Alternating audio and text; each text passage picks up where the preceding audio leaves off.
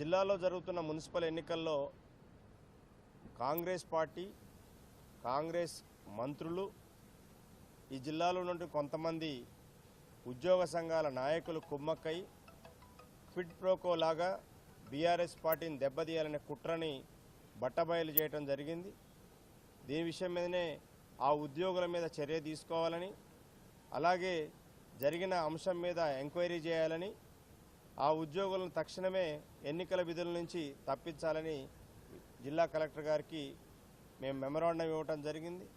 దీంట్లో మా మాజీ శాసనసభ్యురాలు చంద్రావతి గారు, అట్లాగే మాజీ డీసీసీబీ అధ్యక్షులు కోరాకుల నాగభూషణం గారు, సెల్ ఖమ్మం జిల్లా ఇన్ఛార్జి బిచ్చాల తిరుమలరావు గారితో కలిసి తక్షణమే ఈ దోషుల మీద చర్యలు తీసుకోవాలని, ఎందుకనంటే ఇది వ్యవస్థల్ని నిర్వీర్యం చేయటం అవుతుంది.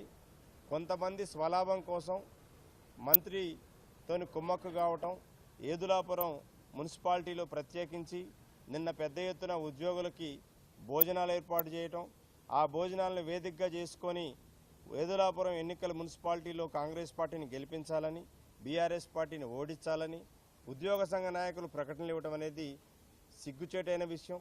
మోడల్ కోడ్ ఆఫ్ కండక్ట్ ఉండంగా ఒక రాష్ట్ర కేబినెట్ మంత్రి ఇలాంటి చర్యలు పూనుకోవడం అంటే రాజ్యాంగాన్ని ఉల్లంఘించడమే. ఖచ్చితంగా ఇది మా రాష్ట్ర పార్టీ కూడా ఎన్నికల కమిషనర్ గారి దృష్టికి తీసుకెళ్లడం జరుగుతుంది. అట్లాగే గవర్నర్ గారిని కూడా అపాయింట్మెంట్ అడగడం జరిగింది.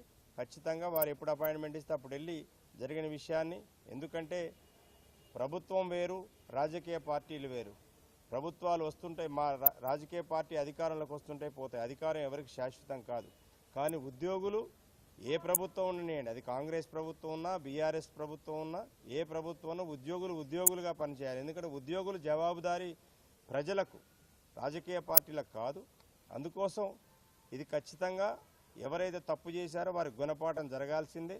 ఎందుకంటే చట్టాన్ని చేతిలోకి తీసుకొని ఏదైనా చేయొచ్చు అనేటువంటి ఒక ఆంభావపూరితమైనటువంటి ఆలోచనతో చేసిన దీని మీద తక్షణమే చర్య తీసుకోవాలని కలెక్టర్ గారిని కోరటం జరిగింది. కలెక్టర్ గారు కూడా పాజిటివ్గా స్పందించారు. డెఫినెట్గా, ఎందుకంటే ఇది ఎంసీసీ ఉండగా ఇది జరగకూడదు. ఎందుకంటే ఎప్పుడైనా కానీ ప్రభుత్వం వేరు, అధికారులు వేరు, రాజకీయ పార్టీలు వేరు. కాబట్టి ఇద్దరు కలిసి ఈ విధంగా కుట్ర తెరలేపడం అనేది కరెక్ట్ కాదని వారు కూడా అగ్రీ అయ్యారు.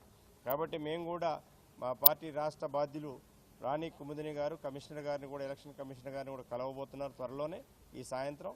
కాబట్టి వీరందరి మీద ఇమీడియట్గా చర్య తీసుకోవాలని ఈ కుట్రని బట్టబయలు చేయటం జరిగింది. డెఫినెట్గా ఇది భవిష్యత్తులో అందరికీ ఒక గుణపాఠంగా ఉండాలని నేను భావిస్తా ఉన్నాను.